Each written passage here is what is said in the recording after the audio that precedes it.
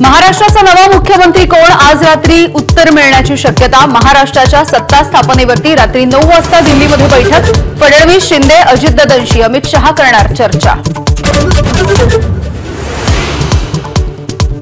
नव्या सरकारच्या शपथविधीचा मुहूर्त आणि मंत्रिमंडळ यादीवरती दिल्लीमध्ये शिक्कामोर्तब होण्याची शक्यता। कुणाला मंत्रिपदाची लॉटरी लागणार याची उत्सुकता। मुख्यमंत्रीपदासाठी राष्ट्रवादीचा भाजपला पाठिंबा। अजित पवारांनी दिल्लीमध्ये केलं जाहीर। राष्ट्रवादीला किती मंत्रिपद मिळणार याकडे लक्ष। शिवसेना आणि राष्ट्रवादीला केंद्रीय मंत्रिपदाची लॉटरी लागणार असल्याची चर्चा। राष्ट्रवादीमध्ये तटकरे किंवा प्रफुल्ल पटेल तर सेनेकडून श्रीकांत शिंदेंच्या गळ्यामध्ये मंत्रिपदाची माळ पडण्याची शक्यता। महाराष्ट्रामधल्या विजयानंतर अजितदादांचं टार्गेट दिल्ली। विधानसभा निवडणूक लढवण्याची घोषणा। लवकरच राष्ट्रीय पक्षाचा दर्जा मिळवणार असल्याचाही निर्धार।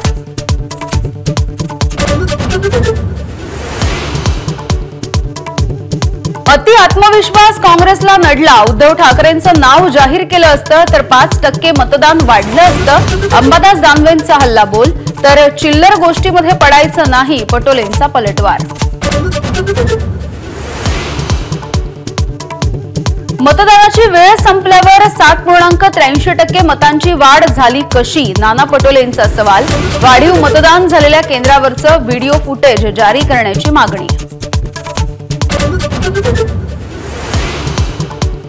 पुण्यामधल्या बैठकीमध्ये राज ठाकरेंकडून पराभवाचं चिंतन। पराभूत उमेदवारांकडून ईव्हीएम वरती संशय व्यक्त। आगामी निवडणुका उत्साहात लढवण्याचा मनसेचा बैठकीमध्ये निर्धार। खासदार म्हणून शपथ घेताना प्रियंका गांधींच्या हाती संविधानाची प्रत तर नांदेड लोकसभा पोटनिवडणुकीमध्ये विजयी ठरलेल्या काँग्रेसच्या रवींद्र चव्हाण यांची मराठीमधून शपथ।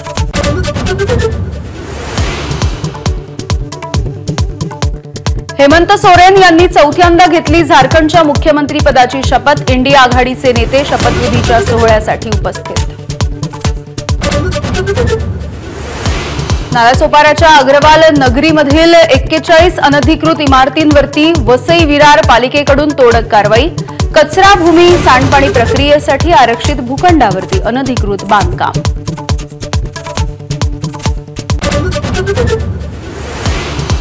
शेअर बाजारामध्ये मोठी पडझड। सेन्सेक्स 1190 अंकांनी कोसळला। निफ्टीमध्ये सुद्धा 360 अंकांची घसरण।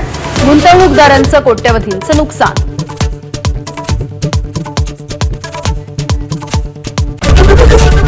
एबीपी माझा, उघडा डोळे बघा नीट।